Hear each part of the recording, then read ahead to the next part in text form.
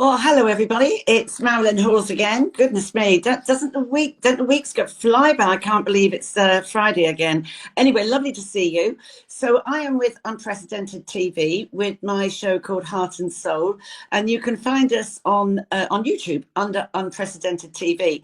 But I'm also CEO of Freedom from Abuse, and that's a CIC, which is like a charity, where we raise awareness about grooming and getting people aware of how to spot issues of abuse before it really gets bad, because there's far too much of it happening in society today. We do training across the country, online as well. But for Heart and Soul, I'm inviting people who have got a story to tell. Maybe they've had a tragedy, maybe they've got a really interesting job that not many of us hear about. And then please, if you want to be that person and I haven't contacted you, just give me a shout on Unprecedented TV and let's get you on. And together we will discuss also, if you've got a gritty subject, it's I like to kick the elephant out of the room, because I think a lot of people who suddenly something happens in their life that you never foresaw, and people avoid you, and your reality needs some oxygen because other people don't really want to know. But anyway, today that's not the case, because this is perfect timing today. The gods are really working in my favor. I am very welcoming and very excited to be talking to Gilly Baldock. Welcome, Gilly. Well, thank you. That was a lovely introduction. Thank you. Well, it's lovely. I'm really interested in this, and because you won't believe this. Let me just give a little brief on Gilly.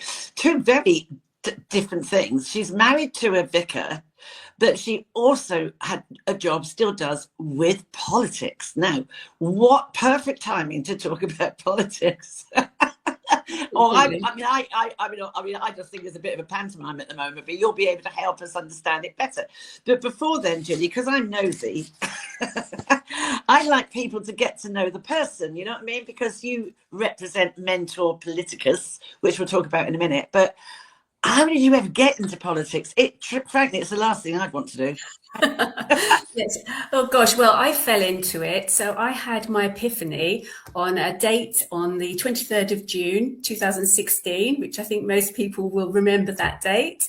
So Brexit. So that night, I literally, I just couldn't go to bed. And so in this household, my husband would be the more political one. And anyway, about midnight, he went off to bed, and I thought the results were beginning to come through. And I just thought, I'll just wait for one set of results. I'll come up to bed. And then the next set, the next set, the next set, the next set. And I think it was at 20 to 5 in the morning, the results came through. It was either 20 to 5 or 20 to 6. And I was jumping around the room, and I didn't even know I felt like that. It was just the most amazing thing.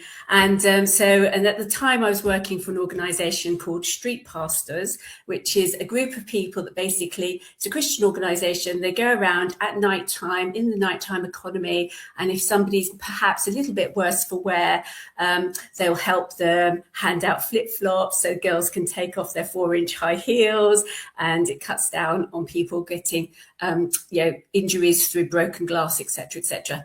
And then through that, I got to meet an MSP who wanted to come and visit us. And so his name was Brian Whittle.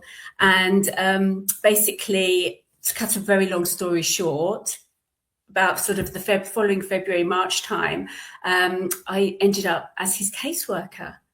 So I kind of went from a mum to jumping around about Brexit, literally a few months later, ending up as I was caseworker for a member of the Scottish Parliament, and just incredible. Here's your laptop, off you go.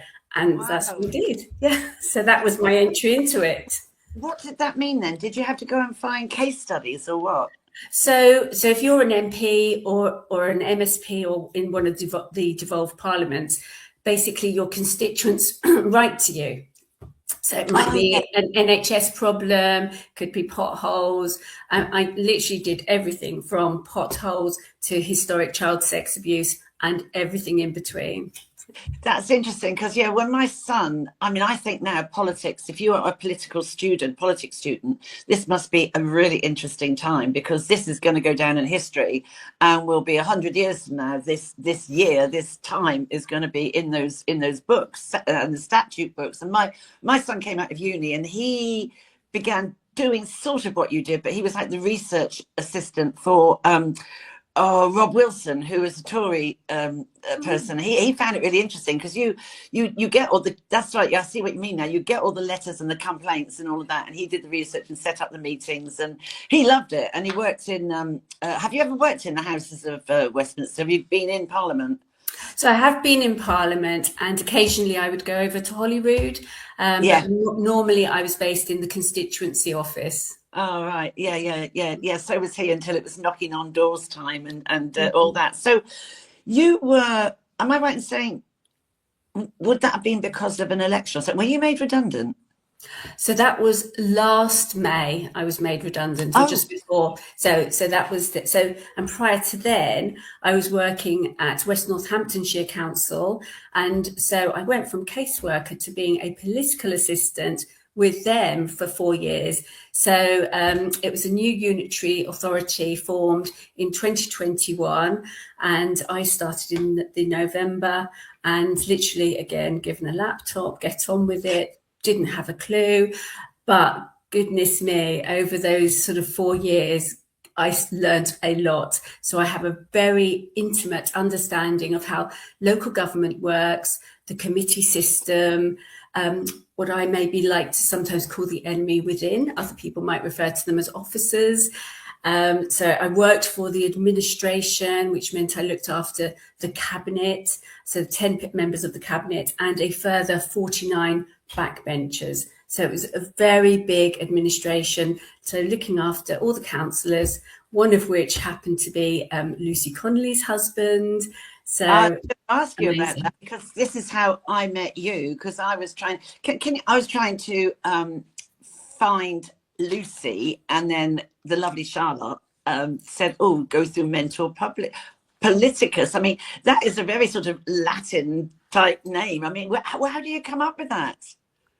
So, well, I'm really into plants, and so I really love Latin names. So I'm not a scholar of Latin, but I just love it. And I just wanted something that sounded sort of a little bit different, sort of implies politics, but also implies, looking after people, training and helping them navigate those corridors of power, really.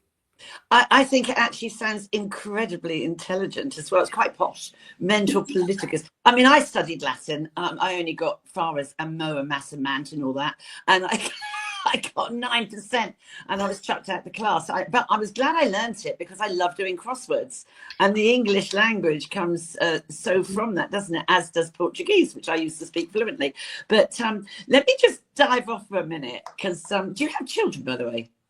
Yes, I have 3 children, and my husband has 3 as well, so we kind of have 6 between us. Great. I mean, I want to ask you this question because I've been asked it several times, funnily enough, and on media shows. Do you think, I know what I think, but we'll see what you think. Do you think religion and politics mix? Should they, do they, or don't they? I think it's absolutely fine, 100%.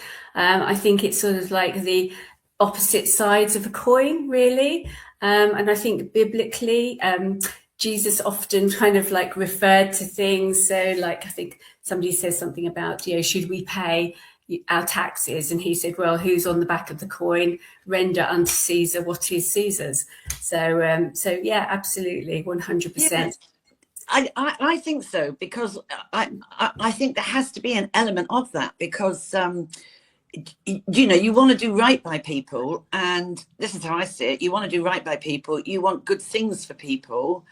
I am going to get a little bit political here because I think it absolutely shows that Keir Starmer is atheist, and he has no empathy. He's got no warmth. He's narcissistic. He's controlling.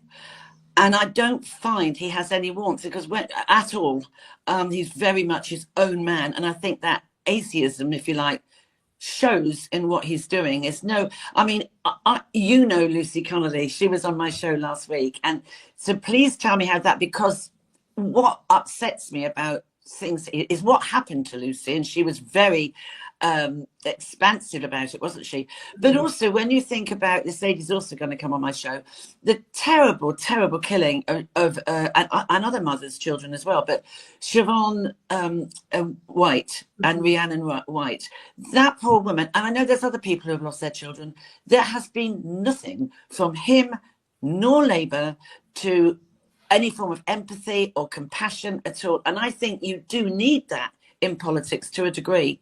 I really do. Yeah. And I was interested because I've been asked it a lot, and I don't know why, but on media shows, and that's how I feel about it, that you give a little bit more to the situation if you have that faith. I mean, so how did you get involved with Lucy then? Did you already know her? No. So can I just get back to the point about Keir? Oh yeah. Yes. So I think as a country, you should always be very, very concerned if the person who's meant to be leading your country has no faith whatsoever. Yeah. Because I think our morals, everything we have, whether we go to church or not, actually, if we track it back, comes from a Christian foundation. We might not know it, but that's been embedded in our culture as we've gone through the years. And so, like you say, you look at Keir Starmer and he's dead from the neck up. He's like a robot. There's nothing. I always say the eyes are the window of the soul. Yeah, absolutely. There is nothing behind his eyes. Zero. There is no warmth. There is no, and I you know, when I meet people, I look at their eyes and that connects to my instinct straight away. And I know immediately, yeah, you can be on my side, or I'm getting the heebie-jeebies about you. I don't feel, and I don't stop and think about it. I get that feeling, that kick in my stomach, and I will move away. I will watch and see, did I make the decision? And I've found every time in my life I have made that right decision. The only time I didn't was when I was so badly groomed by the guy who abused my kids, because I was going through divorce. I was vulnerable. But now I will not give someone, if my instinct is going and I don't, and they're not making eye contact, I can't see what's behind the eyes, then that's it, I'm out. And his eyes are dead. You're absolutely right. His eyes are dead. And I just feel, I'm sorry to bring that up, but I just think this is the best interview to do right now because of what's happening. So moving on to that, then you felt compassion for Lucy? What happened there? Gosh, so initially, yes, obviously when it all happened, I felt compassion for Ray. So Ray being one of my 60. So I was on holiday at the time. I was on enforced leave because I live in Northern Ireland at the moment, but I was working from West Northamptonshire Council, and the monitoring officer basically kind of forced me to have 2 weeks leave because she was having issues with me, and she didn't realise that actually Northern Ireland's part of the UK, but that's another issue. So anyway, so I'm on holiday. One of my cabinet members phones me up and says, "Have you heard what's happened to Ray?" And I was like, "No." "Gosh, right, okay. Tell me, right? Oh, his wife's been arrested. Right, okay, I'll get on to him." So I phoned Ray, and I kind of had a soft spot for Ray anyway, because he was one of what I would have called my newbies. So he would often ring up having little sort of issues to do with school issues and casework and that sort of thing. So I'd got to know him quite well. I'd been on a ward visit with him a couple of times. That's where I would literally go and jump in their car, drive around their wards with them. They would tell me what was going on, etc., etc. So I'd had a couple of coffees with him, and so I already sort of had that sort of warmth towards him, and so phoned him up, and it's like, just awful. his wife had been arrested. I almost couldn't compute what it was that he was saying to me. And but at the same time, I'm also thinking, well, I'm not really hearing much from the leader.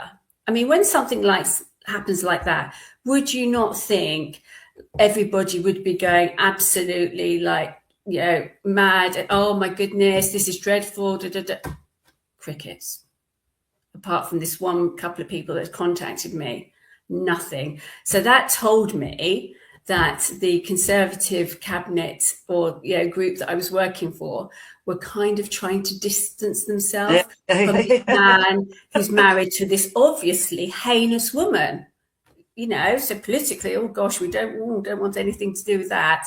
So because I had that gut feel, I basically said, right, Ray, I will look after you, but I'll do it in my own time. And so that's what we did. And so every time he sort of had a meeting, I went to see Lucy, I would just keep a spreadsheet and I just jot absolutely everything down. And, so I was able to sort of chronologically see what was going on and kind of look at things and work out. So that's my caseworker background coming in. Oh, right. Okay. And so I'm kind of sort of like, well, that's really interesting. They're doing that. And, and I don't know if you remember, but immediately that it happened, Yvette Cooper came out and she was saying, right, this is going to be dealt with and nobody's going to get away with it. But Keir Starmer also, I think, tweeted basically, again, that sort of dead eyes, that people will not get away with this and we will deal with it and we will be swift. And so that I basically kept that, and I kept trying to reach out to perhaps the local media, but obviously nobody was going to touch the story at all. I did really crazy things, like emailed Tucker Carlson in America. I was just like this mad woman, really. Again, got absolutely nothing back. So eventually Ray came into the office one day and he said, oh, this chap called Dan Wootton has contacted me. It's amazing. And I was like, wow, if that actually is Dan Wootton and isn't some kind of fake email, then let's look into this. So anyway, so we managed to find out it actually was the Dan Wootton that had contacted us. And we had a phone call with him. And Dan was like, Ray, could you come on tonight at 5:00? And I was sort of like, yes, that's fine. And so thinking, oh my goodness, Ray's had no media exposure whatsoever, apart from being kind of caught on the steps of the court by Sky, which is what had generated Dan's phone call. Because he's very clever. He sort of thought, right, there's a bit more to this, really. So anyway, so went round to Ray's house for 5:00. Rachel got him ready for his podcast, and that's when he went on, and that's when the narrative of the story started to change from him being married to this awful, dreadful woman to, actually, there's a little bit more that's going on here behind the scenes, and then beginning to realise that actually this was very, very politically motivated. 100%. And if you take out a lovely mummy who has Emma Bridgewater china, absolutely, then what does that say to you and me? We're all going to go, oh my goodness, well, I'm just either going to leave social media or I'm going to be very, very careful. Exactly. And I mean, I swear she was set up. I'm certain, because her email address has got the letters of Tory council wife or something, isn't it? Yeah. But I do, having interviewed her last week, I'm without a doubt, I'm certain. And also we have the wonderful Lord Herman involved, don't we? Who should also be put in the trash can as well. Another great chum of Starmer, again, dead from the neck down. And along with Sadiq Khan, I mean, all three of them should be sent one-way ticket to Mars and stay there and hope they find water. Yeah, but, I mean, he was completely. But what I found, I mean, I said to Lucy last week, I think any of us would have felt like any of us. So she wasn't the only person putting stuff out, but she actually, she took it down 3 hours later. And then when all these riots and things were going on, I mean, who wouldn't have felt angry about Southport? Yeah. People still are. I still feel angry about it. Yeah. I mean, if people had done their job right at the start, and that, I mean, all this prevent nonsense. I mean, it really needs to have another whole look at it. And I mean, as you say, once you unpack it, the story of Southport is really complex. Is it complex? No, people completely screwed up. And then you've got this, I feel as well, with Lucy as well, this two-tier policing, two-tier sentencing. It's dreadful. Because then she said to me, oh, when they were all having these riots, I was putting that on Twitter before I was arrested. Don't do violence. Violence doesn't help, blah, blah, blah. But there was somebody, wasn't there, some sort of redneck who'd gone right through her Twitter account and then found all these tweets. I mean, it was hideous. I mean, I felt sick for her when she was telling me about it.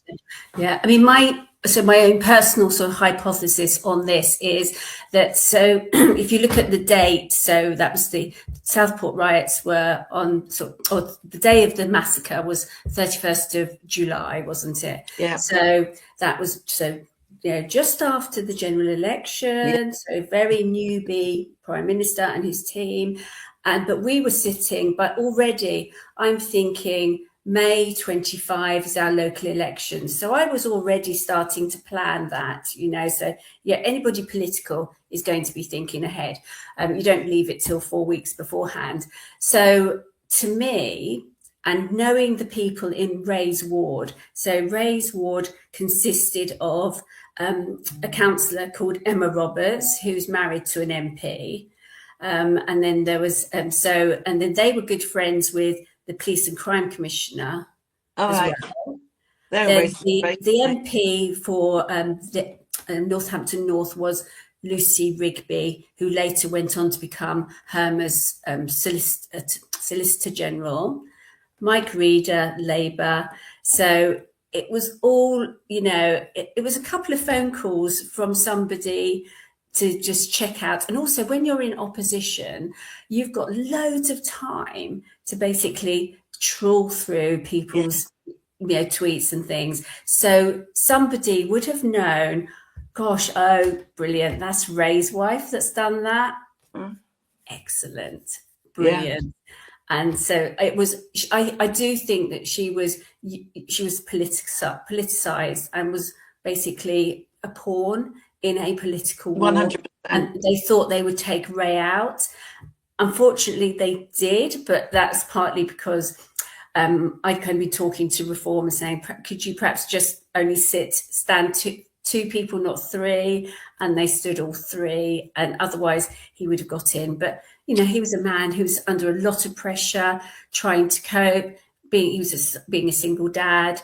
It was, he was under a lot of pressure. And financially, because, I mean, he couldn't have been working. So he actually was working. Oh, was he? But he managed to work. His boss was incredible.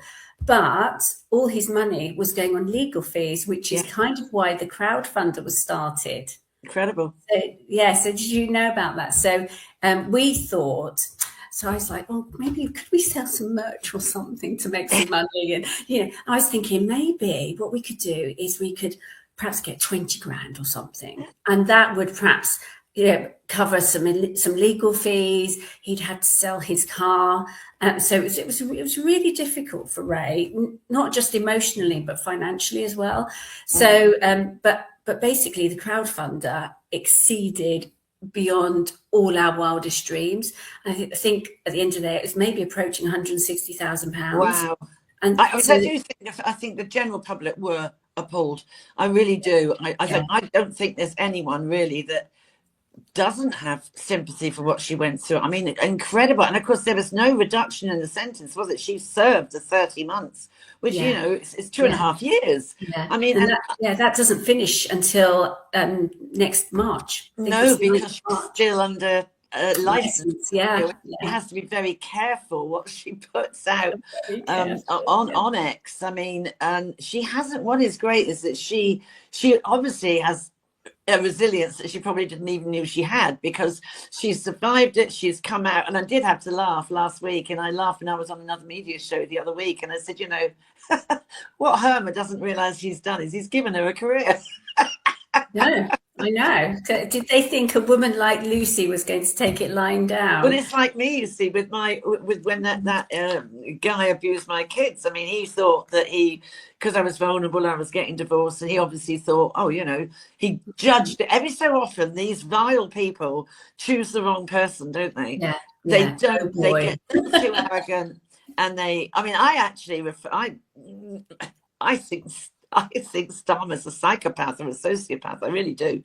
I really do. I mean, but that, if you think, and I have another saying of mine, that every organisation rots from the top down, and like a fish rots from the head down, and it's true. I've seen it in schools. You know, my thing is, you know, is education. I've seen it in schools. You get a bad head, it goes right the way through the whole team, right through the staff room, everything. You've got a bad leader right now, and no one can find their groove, all the rest of it. You know, it's awful.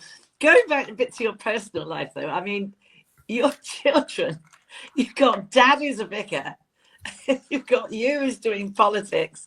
I mean, how do they... I actually think it must be awful to be a child with I always feel sorry for vicars' children, because they can't actually sort of do anything wrong. I'd be so rebellious if it was me. I know I would. I'll be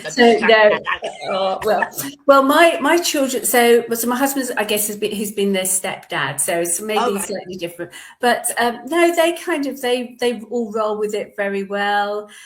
So I go boy, girl, boy. My eldest is 33. So, and he sort of had you're a child bride. Sorry, but not quite. But anyway. Wow. It's SPF. That's what I use. No, seriously. So my eldest. I said to my children recently, I said, I'm so proud of you. None of you have actually gone to university, so it means that none of you have any debt. So this is but they all have kind of life skills, and they're all probably a bit dyslexic as well. So that's probably why the uni route. But so the boys are in recruitment. My daughter's she works in a further education college, as sort of like helping children with or young people with special needs. Wow. But they all sort of the eldest boy has he's kind of started coming back to church as well. My daughter at the moment's having a little break. My youngest, I think they all have a residual faith. But sometimes you almost, like I did myself, I had a sabbatical from about 16 to 30. So, and then went back via an alpha group. So that's how I went back. Yeah. But you know, I think one of the things that I think is really important, and in fact, I was looking at one of Lucy's posts today, and somebody had said something about the Muslims and empty churches. I think and also weaving in Starmer and the fact that pretty much loads of them are Fabians. And so I told you know a little bit about the Fabian Society. No. So it started in 1884, and the idea was basically to just mission creep. So slowly take over all the institutions. So they have a word called permeation. Yeah. And so you permeate the schools, the unis, the churches. And so this has been going on. So it probably started in about the 50s. So going slowly developing. And so that's why you look at the Church of England, and I mean, just an absolute diabolical state.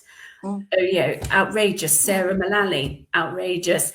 And so and because of this permeation, and let's take it away from the Bible, people have become more and more biblically illiterate. Whereas conversely, with the Quran, everybody is very literate and understand it inside out and back to front. And we've gone away from it, so we've lost those kind of tools for everyday living. But also, let's go down the faith side then, because I mean, where is the Archbishop of Canterbury? She's nowhere to be seen. You know, I mean, I think you got like how many thousands of Christians are being murdered in Nigeria? Where's her Oh, statement on this? yeah, Where is it? Nowhere yeah, to be seen. I met Justin Welby. Oh my word! What? yeah, Useless. And yeah, she's the same. She's too woke. I yeah. can't stand all this pious. Why do women bishops and priests have to look so butt ugly? Why can't they wear makeup and look feminine? They all look like a bunch of lesbians. Like you know, they Yeah, really wouldn't attract. I can't think of anything less attractive, yeah. quite honestly. But having said that, we have in the village next to me. I always call her the sparkly vicar. She is really lovely. She's always got all her stuff. Has got. I have a thing about. I think in another life I was a magpie. I love anything that sparkles, and she has beautiful earrings and lovely gowns. And but she's actually one of the very rare feminine-looking ones. Because I live near. I live near Bedford. I'm in the middle between Luton and Bedford, right? And I saw the MP the other day for Bedford. She is Muslim, isn't she? And her mother was in prison for 10 years or 14 years. And she's, you know, it is dreadful what she's coming out and saying and all of them. And I worry. I mean, I don't know with your political hat on now. I worry about what's going to happen to this country. Now, maybe I am too much watching social media, but I do think they want a caliphate. I do really think that, and I think that where are any of the faith leaders? I mean, I'm not being funny. I mean, I was brought up a Catholic. I'm not that anymore, because I mean, goodness me, the rubbish they pour down your throat. But look at the Pope. He's sucking up to it. I mean, what? I heard someone the other day who was a Muslim. She was on a media program. I can't remember her name, but she said there are three types of Muslims. You've got the spiritual ones, of which she is, the gentle ones. Then you've got like autocratic ones. Then you've got the ones that are really wanting a caliphate and they're out there supporting gangs. I do not believe in any religion. And politics have got this so wrong that is there any God that says when you die you can have 15 virgins up in heaven? What sort of brainwashing? And the way they believe, is it really, you would know more than I, is it really written in the Quran that you can go around raping white girls? Is it really in the Quran? There could be something. I think the thing is, Mohammed's wife was 6 when they got married. Oh, And charming, right. I think it was consummated at 9, the marriage. So that's why it's not a problem. And so, yeah, I mean, I think we should all be very, very concerned about what is happening. I mean, seriously concerned, because if something's not done, I think we are going to be in serious trouble. Going back to the bishops, I think all of them have had their spines removed. Sarah Mullally, I mean, correct me if I'm wrong, but I don't even think she's got a proper theological degree. I think she's come from NHS and Director of Complaints or something. Yeah. How, you know, personally, and this is quite controversial, I do like a male church leader. I'm not really. I think the women. It's not to say that women aren't great in church, because I think men and women are different and have different qualities that dovetail together. I totally agree. I so agree with you, Gilly, that, you know, men and women are different, but if you respect each other's strengths and their differences, you can create an amazing situation instead of having a war of the sexes. You know, I mean, I think women should stand up for themselves. I think, you know, all my 4 kids are married and the men all pull their weight. You know, I've got 3 sons and my son-in-law, they're brilliant husbands. They all help. And I don't think this misogyny, you know, that's going to, you know, dads need to stand up and make more of a stance about the upbringing of their kids. But everyone is so woke. You get teachers. I mean, I don't like so much going into schools anymore because they're coming out of woke universities and these teachers are happy to go along with transgender and all of this, and that is illegal. I mean, going back to politics again, Andy Burnham, he raised, and that needs to all be out there. Do we want him? No, I wouldn't. £100,000 he raised to back puberty blockers. That is outrageous. You Yeah. cannot and should not be using children as experiments. This is coming out in Nazi Germany.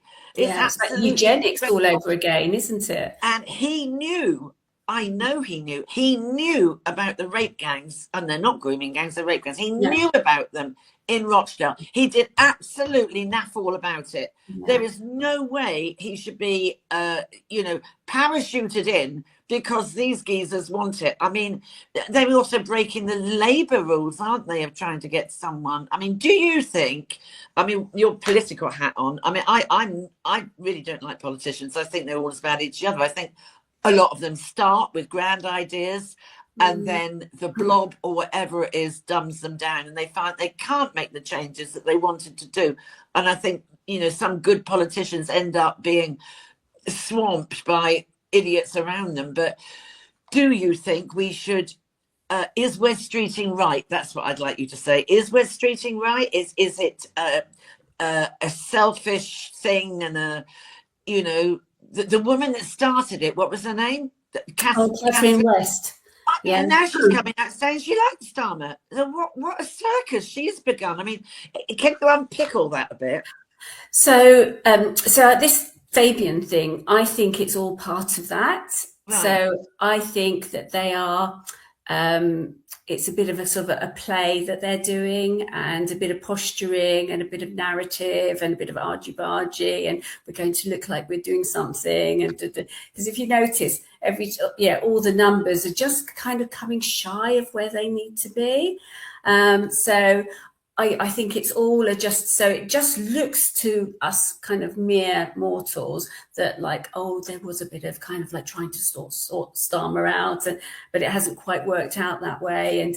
And, Burnham, he did great things apparently with buses, so he must be wonderful. Oh, brilliant. Yeah, excellent. So, but going back to the rape gangs thing, so I was working on something the other day, because as far as I'm aware, people have tried to hold councils to account, but I thought to myself, well, what about the actual councillors, or what about the chief execs? Exactly. And you use the word blob. So, and most people use that term centrally, don't they? But 100%, every single council throughout the UK is probably a little microcosm of Whitehall. And I mean, the shenanigans that go on, the projects that are kicked down the road, so that, so my experience was Conservative administration. Well, the officers, who generally speaking are not Conservative leaning, don't want the administration to look good, do they? No. So, but the work I'm looking at is to try and maybe see if there's a way of actually holding councillors. Well, you see, this is the point I made. I was on Mike Graham's show yesterday, and I was making the point then that there's no sort of accountability. I mean, Jess Phillips, she was. I mean, the only person she was involved with safeguarding was looking after herself. I mean, and I do think that she has resigned because, that makes me look good because I'm now going to criticise Starmer. But it was only in March that she said he was the best man ever about violence against women and girls. Utter trash. I mean, smash the gangs. He couldn't even smash an egg. And then you've got, who is that woman? Oh my gosh, Alex Davies-Jones. I have done this job for 20 odd years. I have never heard of the woman, and she was appointed for violence against women and girls. Those women, and now they have replaced those two who didn't vote for the inquiry. They've replaced them with two others that didn't vote for the inquiry. So what is that telling us? That the cover-up will still go on. Jess Phillips did her damnedest to try and restrict the inquiry, which is actually destructive in itself.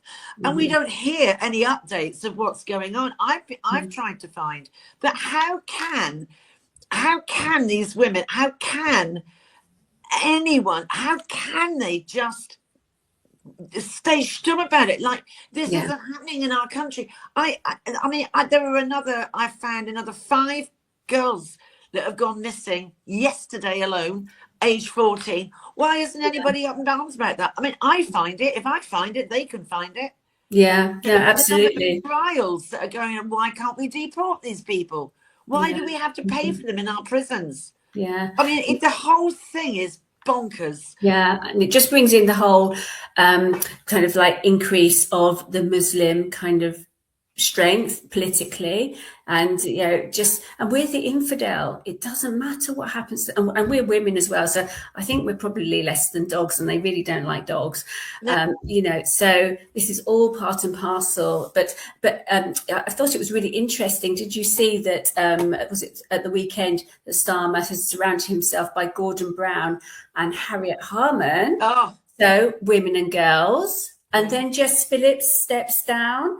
I thought that was really interesting. Yeah. And then Harriet Harman's son, Joe Dormy, he is the Secretary General of the Fabian Society, and his dad was Jack Dormy, and he was inveigled in some kind of paedophile stuff or something. Well, I'm not being funny. The Labour, I call it the nonce party. I mean, they are rife with it. The number of times I go through the news and the regions every day, maybe 10 times a day, even before 10 o'clock at night, to see what's going on, who's doing what. Time and time again, it is a Labour councillor. Yeah. There was a guy yesterday, he had done a 6,000 things or other. And I get so annoyed with this. These are not images. These are real children in real time being really raped in video for sexual gratification. And this guy who was actually, one of the councillors walked free, a suspended sentence. There was another guy who was in the police and he was filming children whilst he was a serving officer. Yeah. And he's walked free. What is going on? Yeah, I mean, what is wrong with these judges? I mean, I think a lot of they're all part of it, aren't they? Well, they are part of it. Yeah. Without a doubt, they are. Yeah. I mean, wherever you look, from the top to the bottom and across, there are people at every strata of society. Yeah. Absolutely. Yeah. So, I mean, do you think there was a lot of shenanigans going on behind the scenes with Wes Streeting and Andy Burnham? Like, if I do this and you say this, and like negotiating secretly. Yeah, I do think that that's what's going on. And they just, like I was saying, I think it's to make it look like there's a bit of infighting because, the electorate, that will shut them up a bit and we'll get them to back down. No, I think it'll be really interesting to see what happens with the by-election. Yes. You see, Andy Burnham could catch a real cold, couldn't he? Because I think so. I think he will. And I know he absolutely deserves it. Yeah. Because I don't think the British public are fair. And they won't like the way this has been orchestrated, is what I would say, deliberately orchestrated. And someone is saying, oh, we'll have this person. No, that's not democratic. That's not how it works. Yeah. I would love to see him fall flat on his face where he ends up with nothing. Actually, he deserves it. Yeah. He deserves it. I mean, it's a really strange move because actually Labour got about 20% in the last election in that constituency in Makerfield, and Reform did really well. They got over 50%. So that tells you a lot, doesn't it? That tells you that people are, and it's actually a traditional red wall seat. Yes. So, but people are looking more to just that sort of maybe towards a common sense kind of approach. And so people are now no longer blindly voting Labour, like, oh, I've always voted Labour. So they're beginning to be a little bit more selective and think about it. And obviously people have a lot more access to social media as well. But that was a traditional like Labour stronghold seat. And if Labour are thinking that Andy's going to just trot over there and win it, I think they need to probably wake up and smell the coffee. I think it's quite insulting the way they don't think, a lot of politicians don't think the general public have any intellect. Yeah, I think they think that we're all stupid. It's downright stupid, and it is insulting, and they deserve to fall on their own sword. I actually put a tweet out last night saying, do you know what, if we're talking about Manchester and around that way, I think Maggie Oliver should stand. Yes. She gives My goodness. Yeah, yeah. Because I mean, everybody around the country supports Maggie, and I mean, I know Maggie for a long time. She knows me, and she's got more. She's got the foundation, so she obviously had money to Yeah. set that up. But she and I know each other, well, and I always support her in anything that we can do, and I just despair at what an example these politicians have. What is it saying about? To the globe about, hey, we just ignore, we don't mind people getting raped by Pakistani people. Yeah. And I've been saying for years that I am not racist. I'm not racist. I am not racist. No. But this is making me kind of racist because no one's dealing with it. And I've said for years, it is Pakistani, Bangladeshi. So when I went through only yesterday at some of the trials that are going currently round at the moment. I think there's now 16 I found current trials of girls being, a couple of boys being sexually abused and exploited, right? Of those 16 now, 14 are Pakistanis, Muslim migrants, and 2 are white. I'm not saying white people don't do it, of course they do, but you cannot get away from it. Primarily I mean, I think it's not about racism. It's we're kicking back against culture. Exactly. I mean, you can't do anything about your immutable characteristics, can you? If you've got brown skin or white skin, you can't do anything about that. It's the culture that's the problem. Is a culture. When it isn't a culture that they've got, is it? It isn't a culture.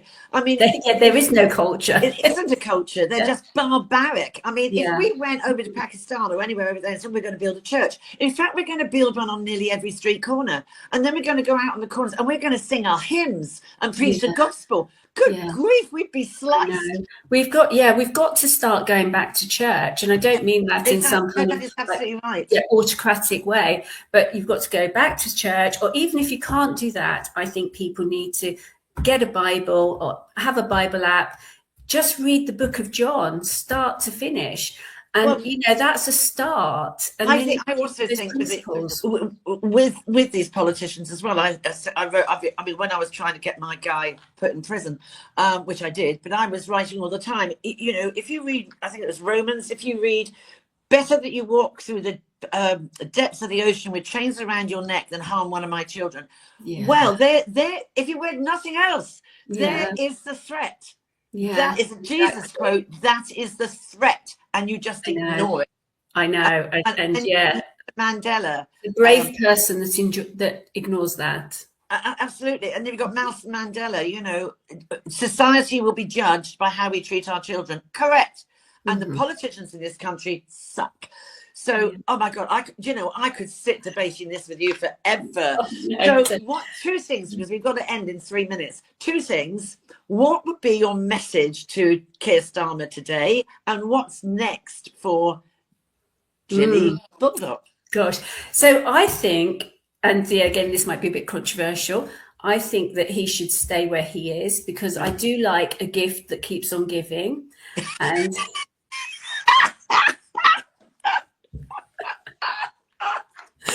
oh dear. And gosh, what's next for me? Well, I guess so. I'm going to try and keep going with my fledgling sort of little mentor politicus. I do think there's a market for what I have to offer.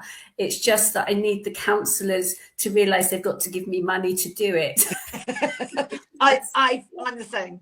The amount of stuff I do for nothing, and nothing doesn't pay the bills, does it? Yeah, I know. Somebody told me the other day, like, Gilly, right, it's like one and done. So, but there's so many things that, there's going to, all the time, there's going to be by-elections, councillors die, move on, etc. So there's always people that are new to the role.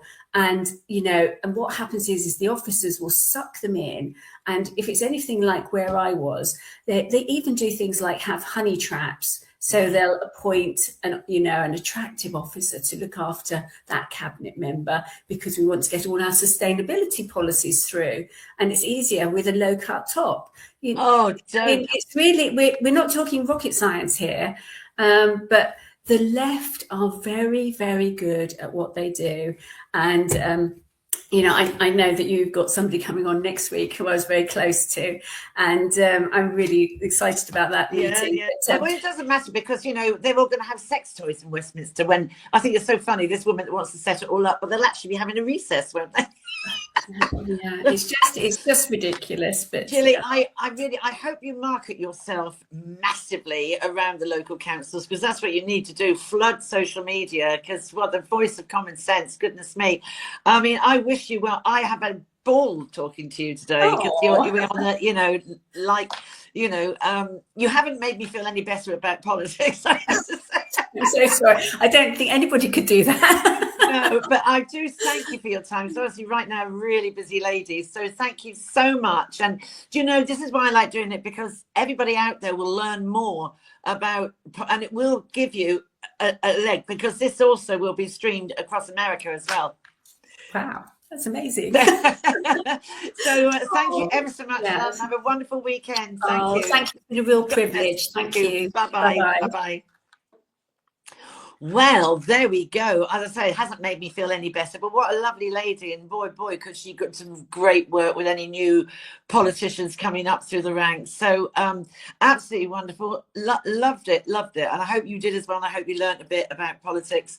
Probably I've left thinking it's exactly what I thought it was. But next time we're on, the lady that Gilly mentioned is somebody who is now... you know, mature, but she had a baby born that was it had lots and lots of issues, and this is close to my heart because of one of my little grandbaby daughters. So I think it's interesting to see, how does a parent cope when you're told that this is the baby that you've got, and how you navigate that. So again, this is going to be you know, one of those gritty moments. So take care, look after yourselves, God bless, and I'll see you next time. Bye-bye.